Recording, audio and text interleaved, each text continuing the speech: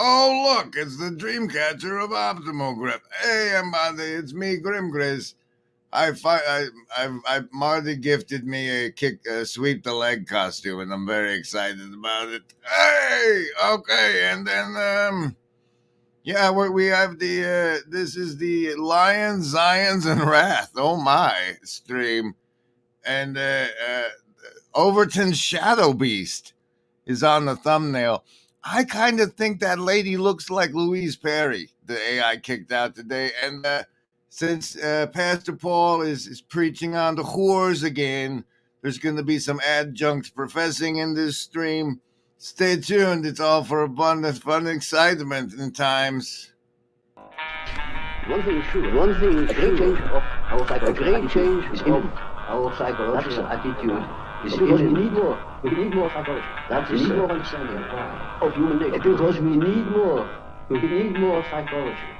We need more understanding of human nature. Because the only real danger that exists is man himself. And whoosh, and whoosh.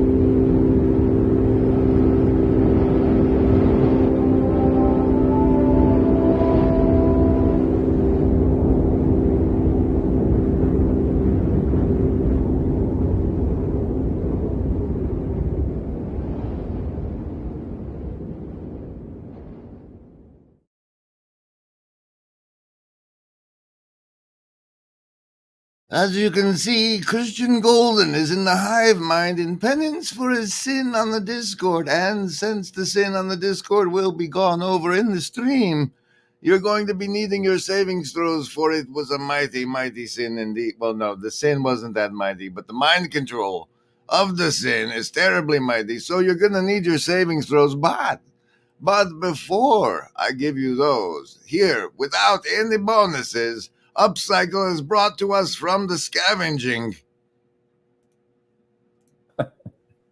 Where does the phrase pull my finger originate? Give a historical account with depth. All right, that one wins, Chad. That one's good enough to make it in the slot. I don't know whose turn it is, but I'd give that one a go. Phrase pull my finger originate. Give a historical account with depth and nuance. There it is. Oh. Thank you, Chad, for the questions. That was a good one. It is a good one. All right, read until you think it's my turn, Gavin. The phrase pull my finger is a colloquial expression often associated with a humorous prank where one person asks another to pull their finger, and upon doing so, the first person emits flatulence. While the exact origin of the phrase is not clear, it appears to have roots in Western culture dating back to the 20th century. The prank itself serves as a form of lowbrow humor, playing on the fact that passing gas is generally considered impolite or embarrassing. Where does the phrase Nick in many cultures. Welcome, ladies and gentlemen. It's time for your savings throws against the mind control in the show and the rest of your life. Because even if you just count the advertising, you're swimming in persuasiveness. Swimming in persuasiveness. Here you get to choose between survival, social, wisdom, or heart as your basis for a savings throw against the mind control. And if that throw is over 10, you take half damage. And if it's under 10, you take full damage. But remember, Embody, you get +2 for chatting in the hive mind, +5 for commenting on the replays, plus however much for sharing, those things that spread the word.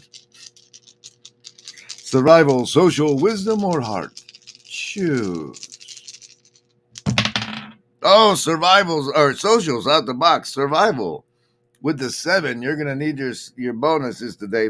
Lovers of socialism, you are out the box with the Baker's Coven of 13. Lovers of wisdom, on the other hand, sophists in the house, 18 for you. Paranines, hard folks, just the 4 chambers. You're going to need your bonuses, or just let yourself succumb to the mind control. It's fine. Indigo kids, prime 17 for you. And that's how it goes and what we do. Let's get on track, shall we?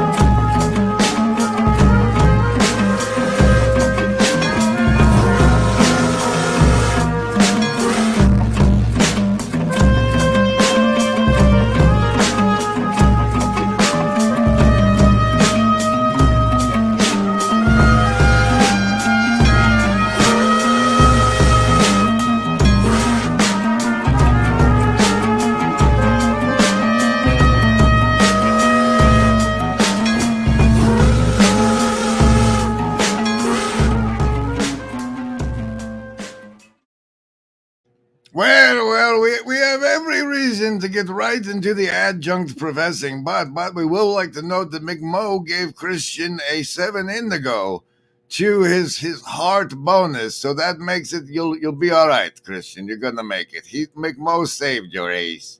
Say, way to go, McMo.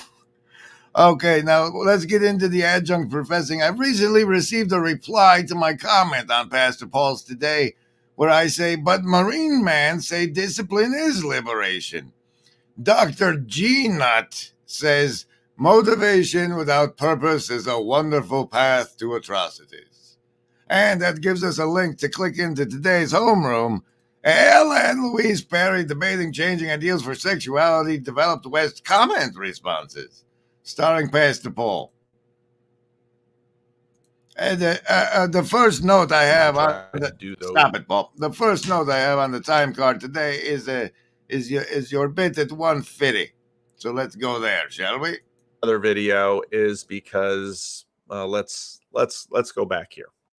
So I've been reading Georg's book, and let's start there, because this issue of prophilicity and second order observation is incredibly important in our current conceptualization of culture war. Again, this was clipped by someone for me, and I really just knew it. This was the video that he made and then took it down. For this was. And how would you feel, Pastor Paul, if you had put out a video and made it, and I kept using clips from it, even though you had taken it down? Huh? But this culture war aspect thing, I wanna go over to this Brave tab where I earn my cryptocurrencies by reading these ads over here, and I want to type in this box up at the top, 5th generation warfare, because this whole culture war phrase I think might really be something else. And let's just check in. Let's see what the folks at Wikipedia have edited in for us. social engineering, misinformation, cyber attacks, along with emerging technologies such as artificial intelligence and fully automated systems, is how they conduct this thing. And it's described as a war of information and perception. And I just wanted to point out that I think it might well be possible that the phrase culture war is a part of the perception engineering of fifth generation warfare and maybe Defense Against the Dark Arts roll of savings throw. Was again back on the Oliver Anthony item that was up for a minute. Rather than seriously engaging with the actual working class problem addressed in the song, overtime hours for bullshit pay, it is primarily observed in the mode of second-order observation. Less than observing the song itself, the media focus on observing how it is observed. In short, the public is warned not to like the song to avoid being labeled as right-wing by the general peer. The main purpose of the Guardian article is to tarnish the profile of the song and, by extension, of its listeners. If the right wing loves it, then you become right wing if you love it too. What is more, the song dares to bring up the image of fat, jobless Americans buying junk food with their welfare money. This image is not just highly realistic, but also a critique of an unjust capitalist economy where the wages of workers are so low that they are little different from welfare. The song depicts a capitalist system producing a choice of lifestyle for large parts of the population. Either you work endless hours for bullshit pay that leaves you with not much of a life to live, or you collect welfare and become part of a debilitated underclass who destroy themselves physically and mentally with the cheapest forms of consumption. Welfare and become part of a debilitated underclass who destroy themselves physically and mentally, debilitated underclass who destroy themselves physically and mentally with the cheapest forms of consumption.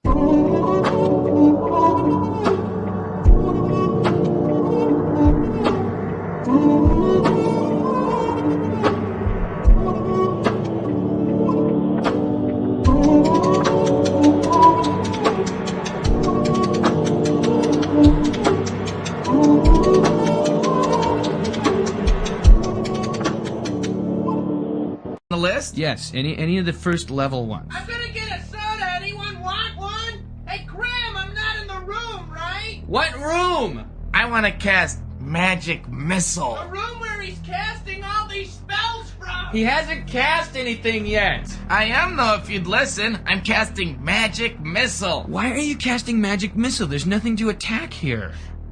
I'm attacking the darkness.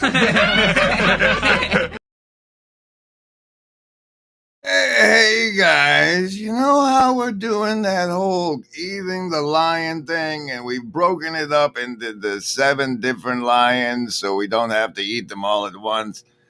And this whole notion of a debilitated underclass that destroys itself, I just want to say that it could be that the whole notion of cursed is the man whom the lion eats might have something to do with self-destruction via the lions we're looking at. And for some reason, I've also loaded up this image, which says, knowing the truth would be a different kind of happiness, a more satisfying kind, I think, even if it turned out to be a sad kind. A quote from Ira Levin and This Perfect Day, which is the trilogy of the dystopian trilogies Brave New World 1984 and This Perfect Day, which gets a lot of undermention, which is why that exists. Welcome. This is the Overton Shadow Beast, Lions, Zions, and Rathomai stream. I'm currently doing some adjunct professing on Pastor Paul's homeroom today. The next part we'll go over is here. mean by that are really creative and some not very creative ways of getting out of addressing someone's actual argument. And we first go through the ones that left and right and basically all humanity uses, which we call the minefield and the obstacle course. But then when we get to on the left, we go through this thing that we call the perfect rhetorical fortress. It is just this exquisite maze of dodges all over the place of ways to not have to address the person's argument. And we even go through that what we call the first one, by the way, is labeling someone conservative. And this worked back when I was in law school. I'm embarrassed to admit, and I'm very embarrassed to admit, it worked on me. That essentially, if you could label, it worked on me too. Well, props to you, Papa Peterson, for admitting that rhetorical wizardry is a fucking thing. And I gotta say about this class warfare and this social justice warriors and. Okay, there's social justice jesters and social justice wizards too. It's not just warriors. There's a whole plethora of character classes that you can engage in to participate in our 5th generational warfare. Hello, I see the assassins have failed. I am General Griswold Gaius Grimm of the 1st LARP Ingression Protocol, and member of the Sacred Order of Foolish Transparency. You can't be a Secret Order of Foolish Transparency. It'd be contradictory. I'm also a member representing the Fraternal Regiment embodying narcissistic sociopathy. Hello. I see the assassins have failed. Oh, okay, and this is, okay, there's an entire army of monkeys that are essentially Western hikikomori, and they're busy trapped in games. But there's another game that is the ingression, and I'm trying to pull them out of the hikikomori game and use the skills they've learned in those alternate realms in this one as we steer our society with the way we Overton window. It's very complicated and a long and process that really you'll probably have to pay the membership to understand it. Remember, there is no agency. We want what's best.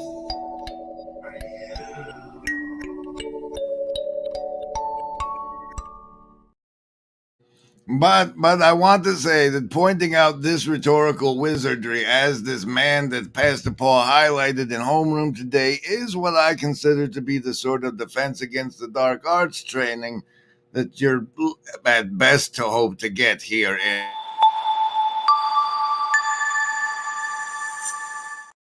Meanwhile, I'm here over on this side of the flotilla trying to make sure you feel virtually not alone.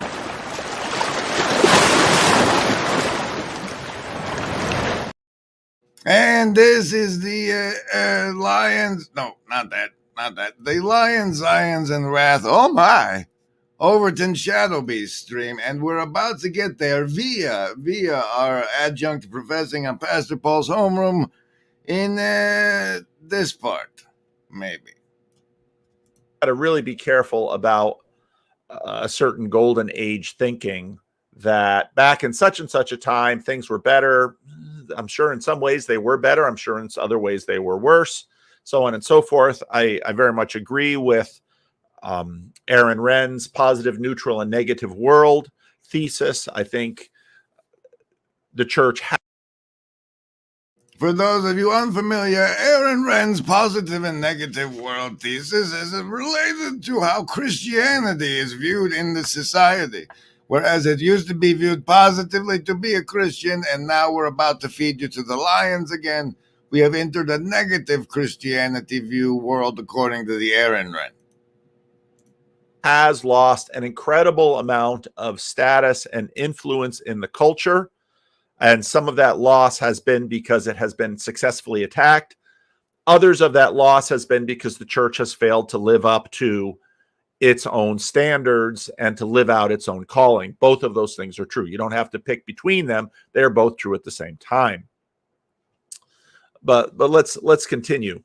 There is a culture war going on throughout the West.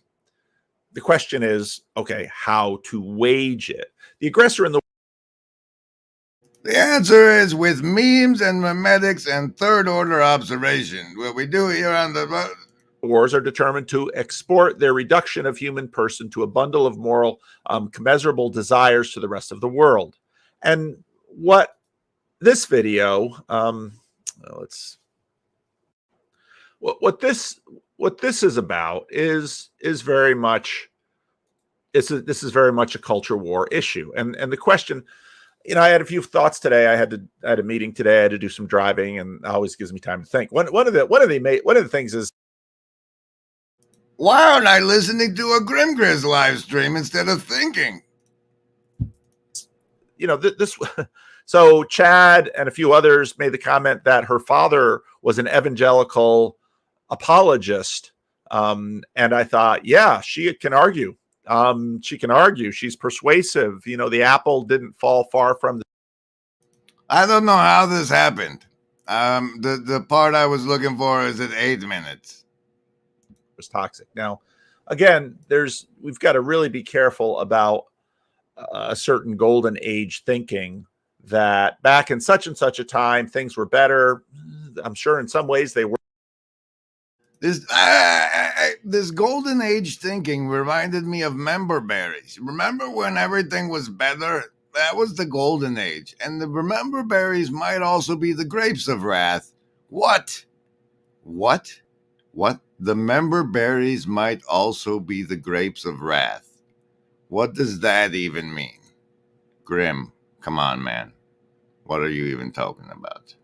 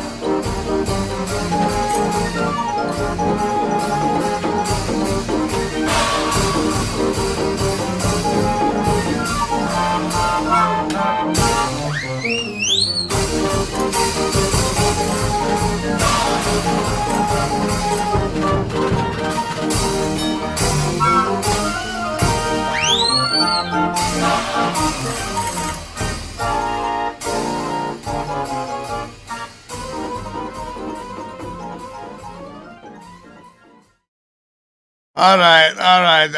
I got news. I don't know if you're gonna take it as good news or bad news, but we're gonna get kind of derailed today, and we're gonna go off the rails on the notion of the lions and also our dice for the savings throw. We have a survival die, which is currently being filled in by the self die, and then there's the social die. Yeah, and the heart die, and I don't know why we do it out of order, but we say the lovers of wisdom next before the heart, and then we have the codes and indigo thieves, and then we'll just use whites for the top we don't talk about. Now, I can't. I got to think about the lions and the envy thing, and now I'm also spinning it into the nostalgia thing and how wrath comes to play. And I think when wrath is exercised, it's partially not only because the whatever you have the power and it's inflamed, so your sense of self is all whatever, right? But also you have I think you believe you have wisdom at least, so we'll put a little left-sided discrepancy over there. But the more also, wisdom is also the color of communication. And I think that when it comes to wrath, that the act of the expression of wrath is an expression is a form of communication. When the fruits that heal the nations have been the energy that's supposed to flow and blossom there within, right?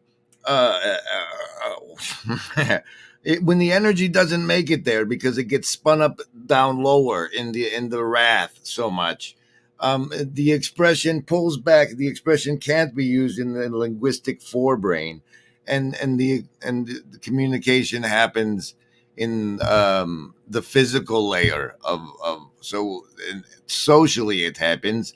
So that's in there, and but and I don't know. I have to assume that we'd have a situation where the love was deeply reciprocally narrowed, perhaps enough to make it darkened, and the expression of the wrath lion. And I haven't strung up the envy lion on this thing, but there's here, I'll give you all some extra savings throws right after this. How about that? How about that?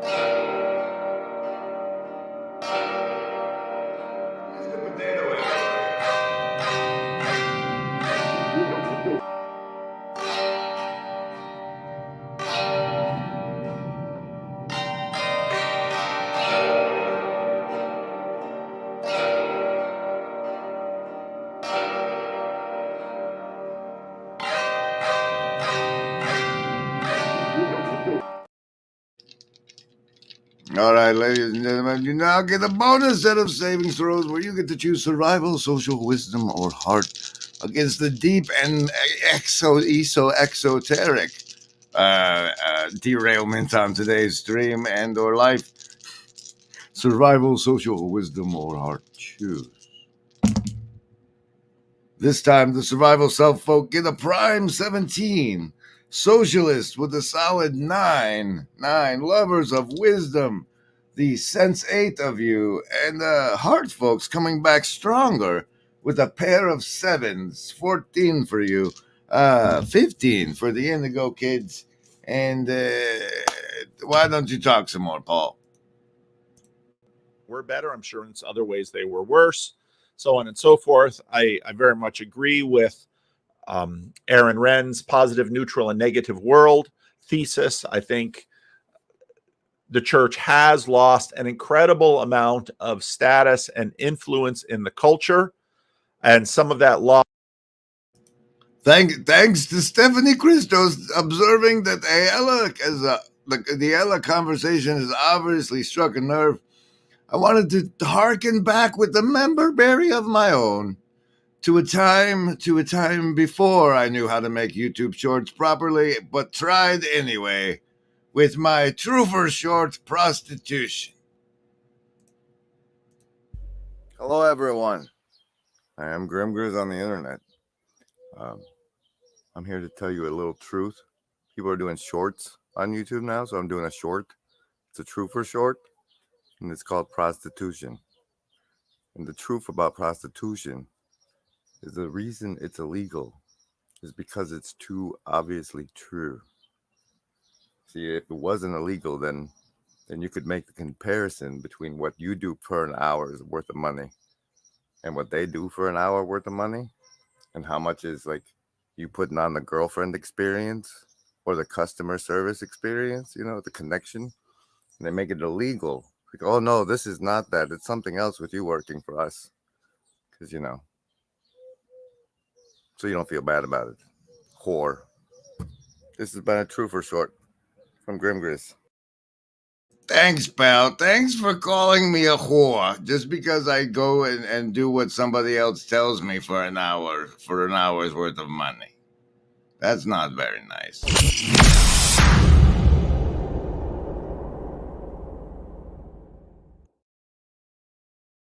All right, I got one more timestamp in the conversation here, and it's at 10:30-ish. When my note says Verveki. So let's see how the tie-in happens.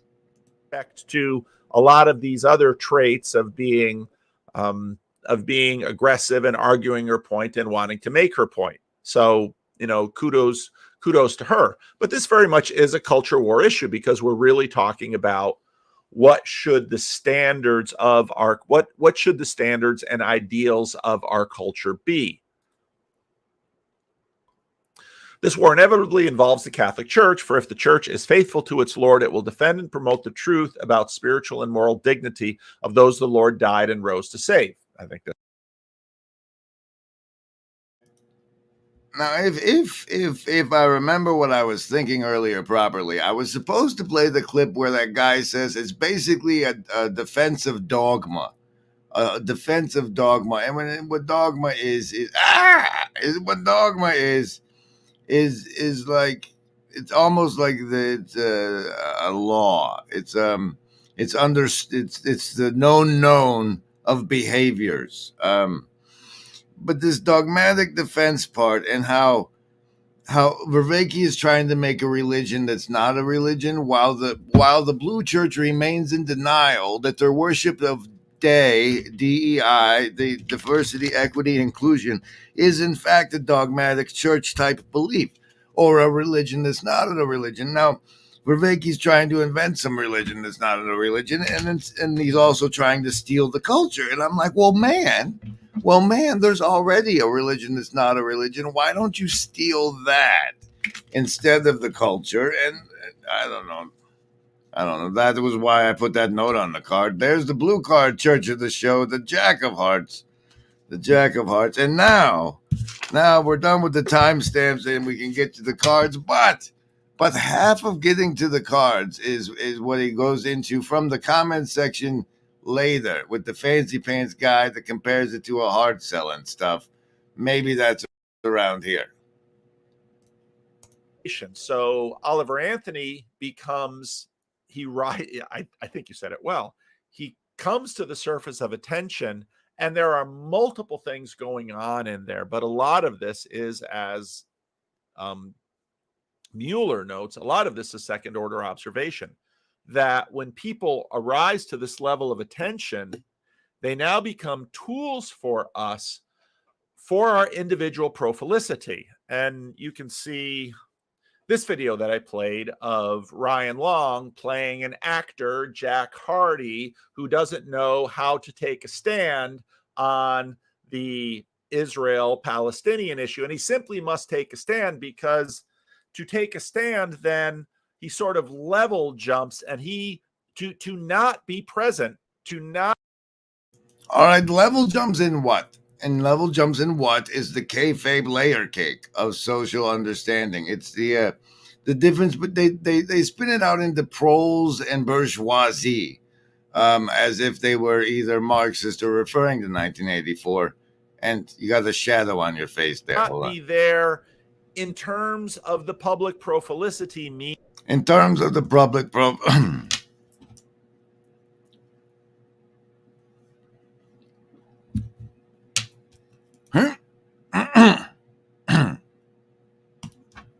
Overton's Shadow Beast is the public prophilicity meme.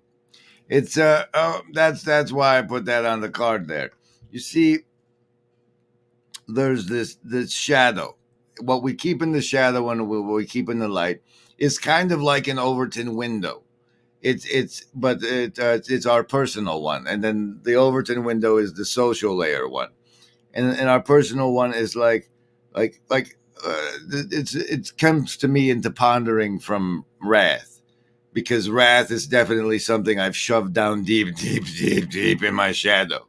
And so, like, whatever's on the opposite side of wrath is what I present to the world, but down deep, deep, deep in the shadow, outside of that window of profile presentation of public, is that shadow, right? And so, similarly with the way the prostitution and the defilement of the womb normalization proceeds, we're moving something into the shadow, and what we're moving into the shadow is like chasteness and purity and virginity. That's like, you keep a secret, you might be shamed. You might be ashamed to let your friends know that you're still a virgin, for example. And that's the shift of the social Overton window that we can do as part of the mimetic warfare, is we get to move the Overton window of the culture by what we will and won't talk about, and bring into the light. Maybe. Lions. No, but that was the lions? No, that was the shadow beast. Oh, sorry. You know how it goes.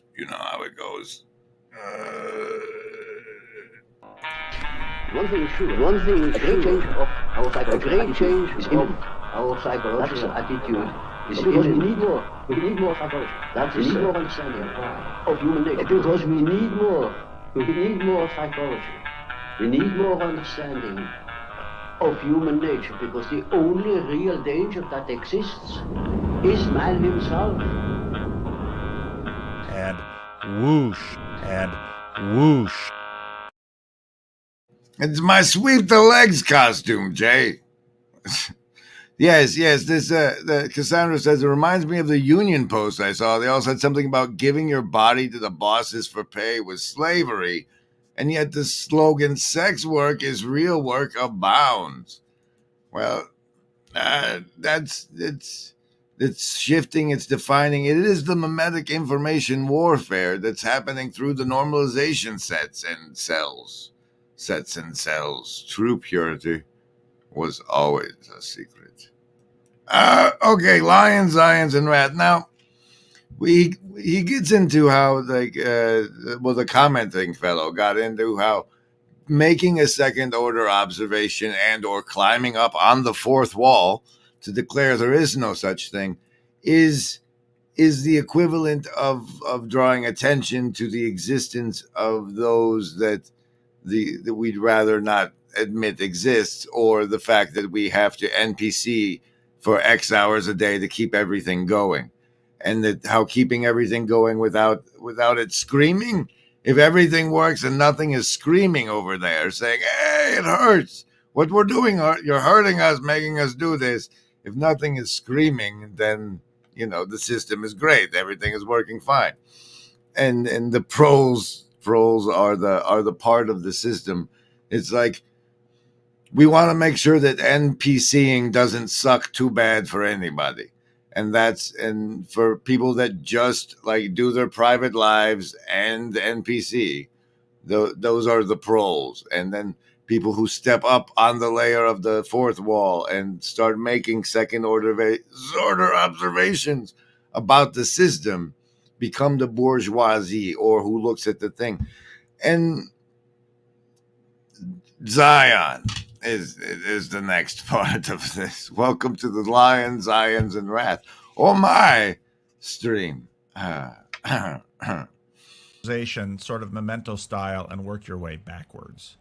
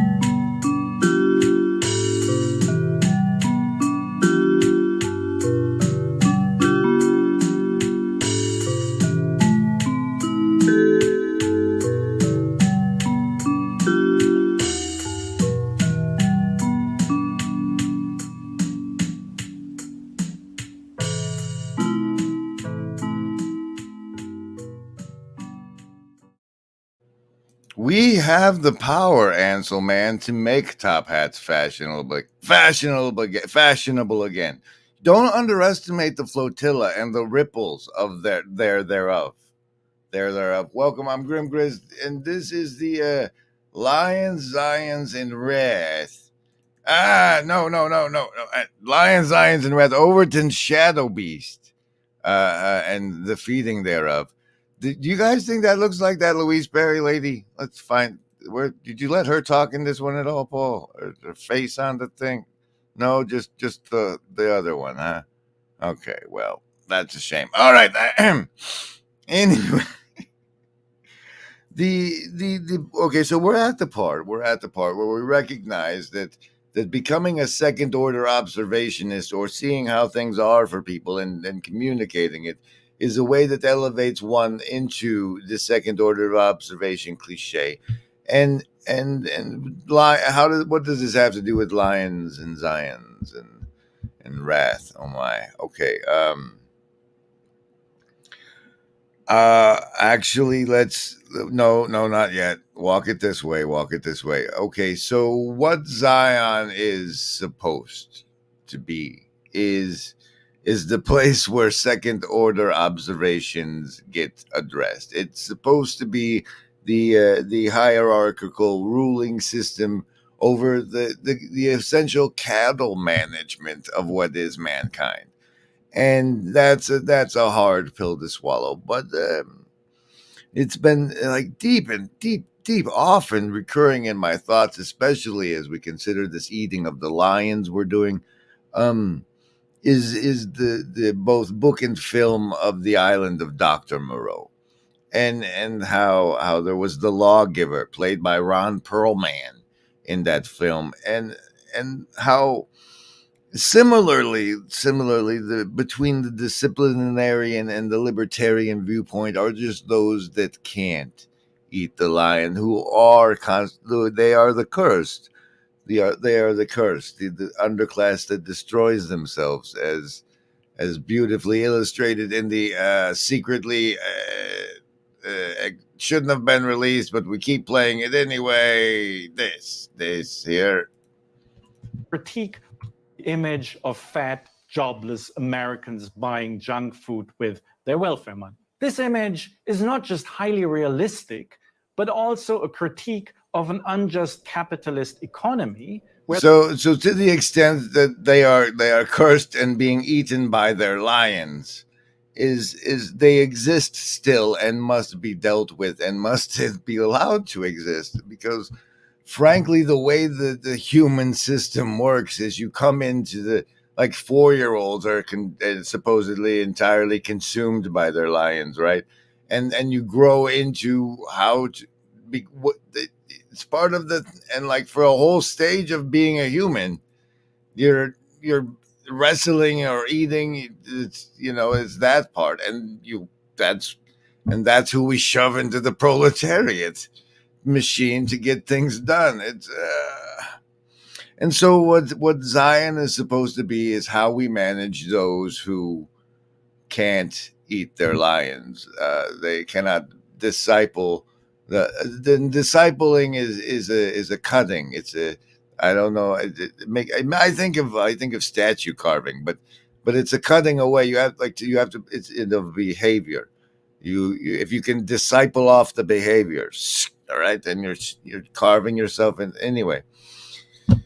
Does that? Yes. Okay, so that's what Zion's supposed to be, and then so we have a problem when Zion, which is supposed to be above the bestial nature, lets itself be overcome with wrath as it deals with those who can't.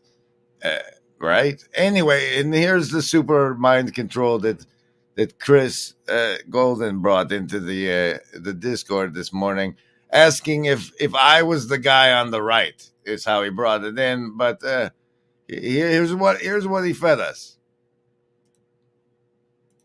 We love you.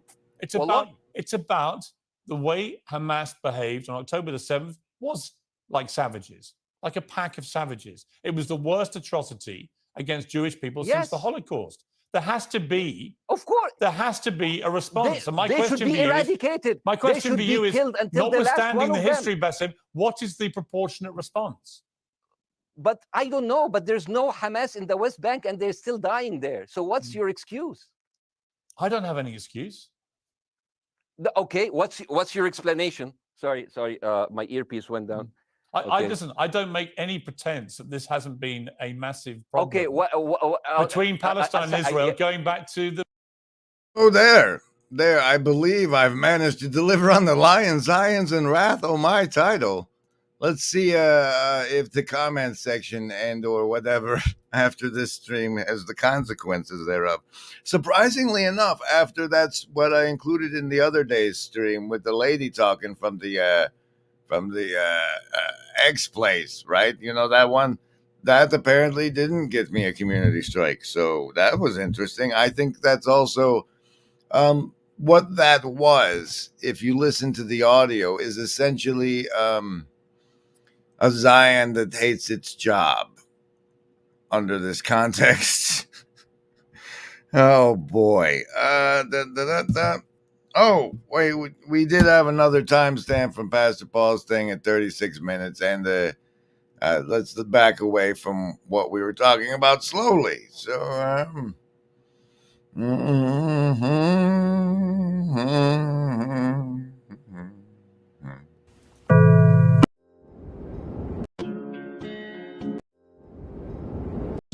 sort of memento style and work your way backwards.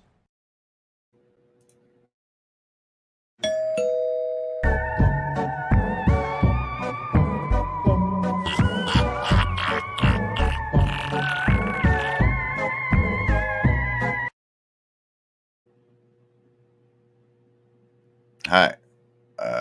We're all alive, and this is all real, and this is happening.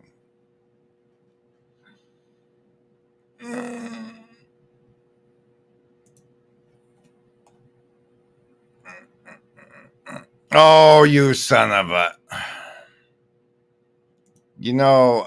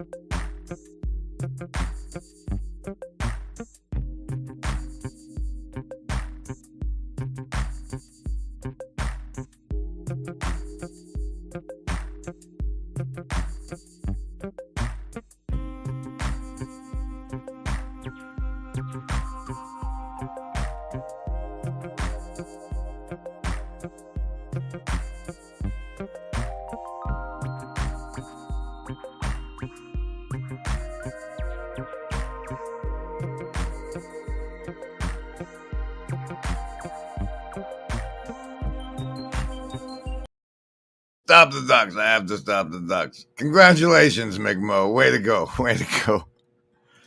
I thought Zion is God's holy place. I don't know anything about that definition, but I think that's where the Lion management should come from, maybe, right? Right? Oh, wait, we did have one more. We had the 36-minute timestamp for some reason. Let's go check out that. Not disconnected from the above mentioned phenomena going on. As mentioned, the observation of the proletariat or attention putting upon it, it transforms the proletariat into bourgeoisie. This means that the constant cycling proletariat must always be in a state of invisibility and just outside of attention. A perfectly unattended thing is equal to a perfectly instrumentalized thing. We don't usually attend to the labors of the heart, litter, etc. The proletariat always merges into the machinery as a whole. And again, I think this has been a lot of what technology has done. We systematize and we use machines to do things that were recursive And now we don't think about it. I wash my clothes in my washing machine. Washing machines used to be Yeah, and the thing about the whole NPC thing, and uh, all right, second of all, wrath. But first of all, the whole NPC thing is what we do as humans is we are automating automatons. You put us in whatever context, we'll adapt to it, and we'll establish the rituals and behaviors that get us through it the best and the fastest way. And now we've made it so that machines come in behind us and just do all that, and we've automated that. The same way that we automate behaviors, we're automating functions within the cell of humanity that lives on this planet. And when you have to go be an NPC, that's supposed to be how it works. But because it's hard for you beasts to fit into our NPC shapes, we feed off you to run the grease of the system.